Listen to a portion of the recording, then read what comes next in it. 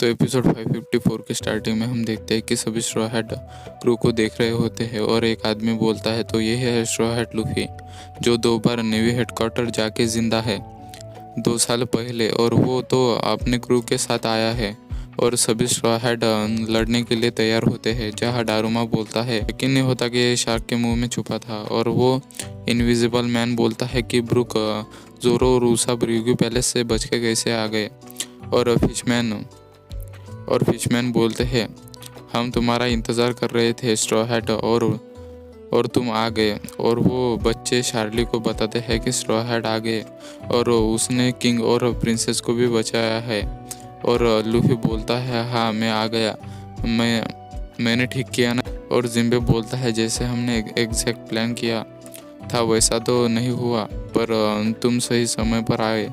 और तभी हम कुछ घंटों पहले का सीन देखते हैं जहाँ लूफी जाने के लिए जिद कर रहा था, पर जिम्बे उसे रोक रहा था और सभी उनकी लड़ाई रोक रहे थे कि इसका कोई फ़ायदा नहीं है। और शिराओशी बोलते हैं अगर हमने जल्दी नहीं की तो मेरे फादर मारे जाएंगे। और लूफी अभी भी जाने के लिए उतावला हो रहा था और जिम्बे उसे बोलता है तुम मेरी बात तो सुनो। और जिम्बे उससे पूछता है कि हम दोनों कौन है, और लूफी बोलता है हम दोनों दोस्त हैं। और जिम्बे बोलता है सही कहा, और ये रिलेशनशिप हमारे लिए तो आसान है पर बाकियों को इसे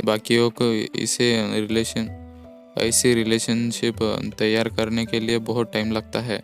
और मैंने तुम्हें मैसेज भेजा था कि हॉर्डी के साथ फाइट मत करना। इसका मतलब था बिना सोचे हमला कर देना। अगर तुम जाओगे और हॉर्डी को हरा दोगे तो लोग सोचेंगे कि तुम एक इंसानी बुली हो और तुम्हें एक विलन समझेंगे। पर मैं तुम्हें हीरो की तरह दिखाना चाहता हूँ आइलैंड के लोगों को, जो कि इस आइलैंड को बचाएगा। और लूफी बोलता है मैं एक हीरो नहीं बनना चाहता, क्योंकि मैं एक पायरेट हूँ और हीरो अपना मीट लोगों को शेयर करता है, पर पायरेट बर्थडे बैंक्वेट करते हैं और सारा मीट खा जाते हैं और सब कुछ खा लेते हैं, और मुझे सभी मीट खाना है। और नामी बोलता है आखिर इसके लिए हीरो की डेफिनेशन क्या है, और सांजी बोलता है वो एक बेवकूफ़ है। और जिम्बे बोलता है मैं तुम्हें सभी मीट दे दूंगा अगर तुम मेरी बात मानोगे तो। और लूफी जल्द ही मान जाता है मीट के नाम पे। और जिम्बे उसे बोलता है मैं जब तुम्हें मदद के लिए बुलाऊंगा तभी तुम वहाँ आना। और लूफी समझ जाता है और जिम्बे बोलता है मैं और मैकोलो पकड़े जाएंगे ताकि हम प्लाजा के करीब जा सके। और जब उनका ध्यान मुझ पर होगा तो में से एक मेगलो के पेट से बाहर निकलेगा और पोजीशन ले लेगा ताकि वो अटैक कर सके। और पेट सुन के मेगलो डर जाती है और जिम्बे उन्हें वो सेलेस्टियल ड्रैगन वाला लेटर चुराने का बोलता है और वो चाबी भी जिससे वो किंग को फ्री कर सके। हमें ऐसे 2 लोग चाहिए, जिसके लिए नामी और रॉबिन हाँ बोल देते हैं। और जिम्बे बोलता है एक बार किंग नेपच्यून फ्री हो गए तो मैं फिर लूफी को हेल्प के लिए बुलाऊंगा और लोग सजेंगे हम साथ में लड़ रहे हैं और वो तुम्हें हीरो समझेंगे। और वो प्रिंसेस को कहीं सेफ जगह पर रुकने का बोलता है जहाँ वो लेटर और किंग नेपच्यून को फ्री करके भेज सके। और तब तक तुम जाके रॉयल पैलेस से अपने दोस्तों को बचा लेना और प्लाजा की तरफ चले आना हमारी मदद करने। और फ्रैंकी बोलता है ये तुम हम पे छोड़ दो जिम्बे। और वो लोग बोलते हैं कि जिम्बे के साथ होने से लूफी फिशमैन आइलैंड के लोगों का विश्वास जीत लेगा। और वो लूफी से जिम्बे की बात मानने के लिए रिक्वेस्ट करने लगते हैं। और लूफी जिम्बे से बोलता है मैं ये इसीलिए कर रहा हूँ क्योंकि जिम्बे तुमने मुझे कहा है और मेरे लिए चीयर करना मुझे पसंद नहीं है। और सभी प्लान के हिसाब से लड़ने के लिए तैयार होते हैं। तभी हम प्रेजेंट का सीन देखते हैं जहाँ जिम्बे बोलता है तो तुम अपने दोस्तों को रिग्यू पैलेस से बचाने में सफल हो गए। तभी पापा को लूफी से गले लग जाता है, बोलता है मैं इनकी वजह से मरते मरते बचा। और बच्चे लूफी को बोलते हैं कि ये एक इंसान है और पायरेट भी, पर वो हमारे साथ लड़ रहा है, वो भी प्रिंसेस के बुलाने से। और वो बॉस जिम्बे के साथ लड़ रहा है और वो चीयर करने लगते हैं। तभी वो इनविजिबल फिशमैन बोलता है ये कितना अच्छा है कि वो तुम्हारे लिए चीयर कर रहे हैं, पर पर तुमने अभी तो किंग नेपच्यून को बचा लिया, पर ज़्यादा देर तक नहीं, क्योंकि आखिर तुम एक इंसान हुई हो।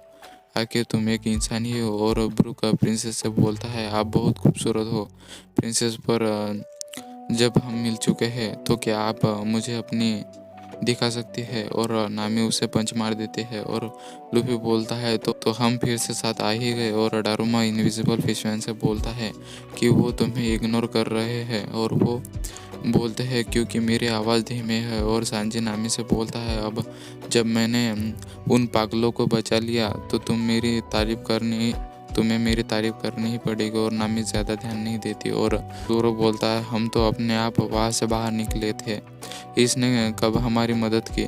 तभी पापा को बोलता है, तुम कभी मेरे मदद के बिना वहाँ से निकल नहीं पाते। और नामी बोलते हैं, ये मजाक कर रहा है ना। और उसका बोलता है, नहीं ये सच बोल रहा है। पर ब्रूक भी भूत बन गया था। और लूफी बोलता है, क्या ये सच है। और तभी ब्रूक बोलता है, हाँ ये मेरी नई एबिलिटी है जिसने हमें भागने में मदद की। तभी हम पैलेस का सीन देखते हैं जहाँ ब्रूक पापागू के पीछे लगा था और उससे मदद मांग रहा था। तभी पापागू एक पेड़ से टकराकर नीचे गिर जाता है और वो सोचता है, आखिर एक भूत को मेरा नाम कैसे पता। और ब्रूक उसे बोलता है, हम दोस्त हैं। और पापागू बोलता है, कहीं तुम ब्रूक तो नहीं। और वो उसे पहचान जाते हैं। तभी हम देखते हैं कि वो पानी उस केज के बहुत करीब पहुंच चुका होता है और उस ब्रूक को जल्दी करने का बोलता है। तभी ब्रूक वहां आ जाता है और पापागू भी वहां जोरो की स्वॉर्ड लेके आता है, जिससे वो केज तोड़ देता है। और वो जोरो की तारीफ करते हैं, पर फिर जोरो उस पूरे बिल्डिंग को काट देता है और उसे बोलता है, तुमने ज़्यादा ही काट दिया। और वो बाहर आ जाते हैं जहाँ चॉपर, सांजी और फ्रैंकी उन्हें लेने आते हैं और वो ऐसे बचे थे। और चॉपर बोलता है, लगता है कि तुम्हारी न्यू एबिलिटी कमाल की है। और वो बोलते हैं, अभी अभी लूफी ने उनके कैप्टन को पीटा, आखिर वो टेंशन में क्यों नहीं दिख रहे। और रॉबिन बोलते हैं, हाँ कुछ तो गड़बड़ है। और नामी शिरोशी को उसके माँ का लेटर देते हैं और शिरोशी उसका शुक्रिया अदा करते हैं। वो बोलते हैं, ये हमारे आइलैंड के लिए बहुत इम्पोर्टेंट है, जिसे मेरी माँ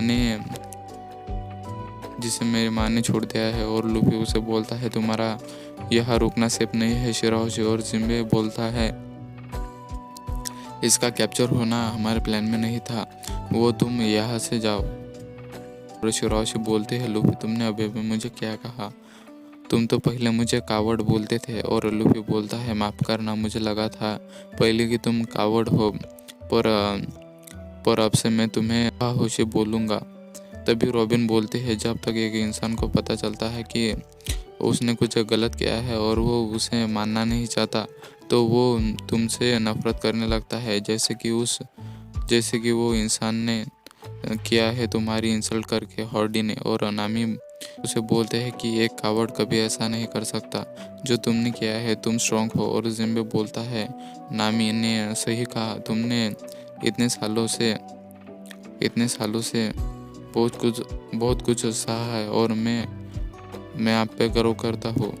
और शिरोशी उनका शुक्रिया अदा करते हैं और बोलते हैं, तुम्हारा शुक्रिया, पर मैं इतने सालों से ये सीक्रेट रखा कि मेरी माँ को हॉर्डी ने मारा तो मैंने गलत किया ना।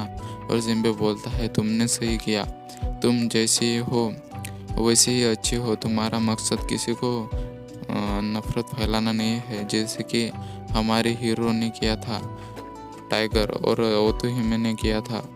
तुम उनके जैसी ही हो। का सभी आइलैंड के लोग ऐसे सोचने लगे तो इस आइलैंड में कभी कोई लड़ाई नहीं होगी और फिशमैन और ह्यूमन वाली दीवार भी मिट जाएगी। और अब तक तुम सभी को प्रोटेक्ट कर रहे थे इतने सालों से, पर अब हम आ गए हैं तो अब से हम इसे प्रोटेक्ट करेंगे। और सभी खुश हो जाते हैं और शिरोशी भी उसकी तारीफ सुन के खुश हो जाते हैं और वो रोने लगते हैं। और लूफी बोलता है, वो अभी भी एक क्रैबी भी है। और वो आइलैंड के लोग बोलते हैं, स्ट्रॉ हैट उसे हरा दो। और तभी उन पत्थर को हटा के हॉर्डी बाहर आ जाता है और वो बोलता है, हॉर्डी बोलता है, मुझे लगा ही था कि वेंटर डेकन किसी काम का नहीं है, वो इतने आसान शिकार शिरोशी को भी नहीं मार पाया। और वो और वो इनविजिबल फिशमैन बोलता है तो एनर्जी स्टेरॉइड का असर अभी भी है, देखो उसे कोई चोट नहीं आई। और हॉर्डी बोलता है कि शिरोश एक लेजेंडरी मरमड है जिसके पास बहुत ही पावर है, और जब मुझे इसके बारे में पता चला तो मैं इसे जल्द से जल्द शिरोशी से छुटकारा पाना चाहता था, पर तुम लोग मेरे रास्ते में आ गए टांग अड़ाने। और जिम्बे में सोच ही रहा था कि तुम इतने आसानी से पकड़ में कैसे आ गए, वो भी बिना फाइट किए। तो तुम्हें इंसान बहुत पसंद है, तो तुम इन्हें अपने साथ लड़ाई करने लाए हो। लगता है तुम्हें फिशमैन पर कोई प्राइड नहीं है। तुम और टाइगर साथ में बड़े हुए हो फिशमैन डिस्ट्रिक्ट में, और आर्लांग तो तुम्हारा भाई जैसा है, और वो दोनों इंसान की वजह से मारे गए, और तुम उनका बदला लेने के बजाय तुम इन इंसानों से हाथ मिला लिया है। तुम उस नेपच्यून जैसे घटिया हो, पर जल्द ही सब बदल जाएगा। जब मैं इस आइलैंड का राजा बनूंगा तब मैं सब कुछ बदल दूंगा, और उसकी शुरुआत में वर्ल्ड समिट से करूंगा, जहां मैं सारे इंसानी राजाओं को मार दूंगा और सभी हमारे आइलैंड के फिशमैन से डरने लगेंगे, और मैं सारे इंसानों को यहाँ लाकर अपना गुलाम बनाऊंगा, और फिर कोई भी फिशमैन के खिलाफ खड़ा नहीं हो पाएगा, और हम इस वर्ल्ड पर राज करेंगे। और यहाँ तक पायरेट भी हमारे आगे सिर झुकाएंगे, हम फिशमैन के आगे, और हम उन पायरेट को स्लेव बनाएंगे उनकी तरह। और जल्द ही स्ट्रॉ हेड तुम भी उनके साथ होंगे, और मैं ही किंग ऑफ द पायरेट बनूंगा। और लूफी बोलता है क्या तुम्हारा हो गया? और हॉर्डी बोलता है यहाँ बस तुम 10 लोग हो और हमारे 1 लाख लोग हैं।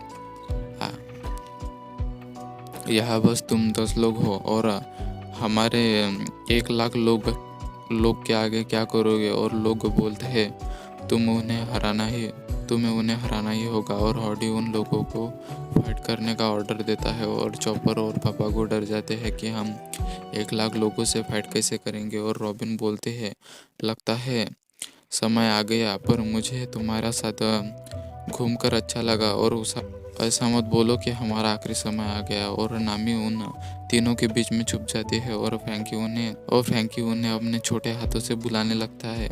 और सांजी बोलता है हमें इनमें से एक को 10-10 हजार लोगों को मारना होगा। और जोरो बोलता है भले ही वो हमसे ज़्यादा है, पर इसका मतलब यह नहीं है कि वो ताकतवर है। और सांजी बोलता है उनके बाद तुम्हारा ही नंबर है मौसेड। और जोरो बोलता है चलो देखते हैं नोज ब्लीड। और तभी लूफी उन लोगों के बीच में से निकलता है और आगे जाने लगता है, और सभी पायरेट उस पे हमला करते हैं। और तभी हम इस पूरे आर्क में सबसे बढ़िया सीन देखते हैं। लूफी उन सभी 50,000 लोगों को अपने कॉन्कोरर हाकी से गिरा देता है, और लोगों को कुछ समझ नहीं आता, और हॉर्डी की आंखें फटी रह जाती हैं। और लूफी ने आधी जंग यही जीत ली थी। और लोग बोलते हैं ये तो खड़ा ही था, तो ये लोग गिर कैसे गए? और चार्ली बोलते हैं स्ट्रॉ हेड बॉय तुम बहुत ताकतवर हो। और बच्चे बोलते हैं क्या सच में ये स्ट्रॉ हेड ने किया है? और वो बोलते हैं ये बहुत कूल है। और जिम्बे बोलता है ये 2 साल में ही बहुत ताकतवर हो गया है। और संजी बोलता है तो ये है कॉन्कोरर हाकी बहुत डरावनी है। और जोरो बोलता है हमारे कैप्टन से इससे कम की उम्मीद की ही नहीं जा सकती, वरना वो हमारा कैप्टन नहीं होता। और शिराओशी भी शौक हो जाती है। और लूफी हॉर्डी को बोलता है अब अगली बारी तुम्हारी है। अगर तुम किसी आइलैंड या कंट्री के राजा बनना चाहते तो वो ठीक था, पर किंग ऑफ द पायरेट्स सिर्फ मैं बनूंगा।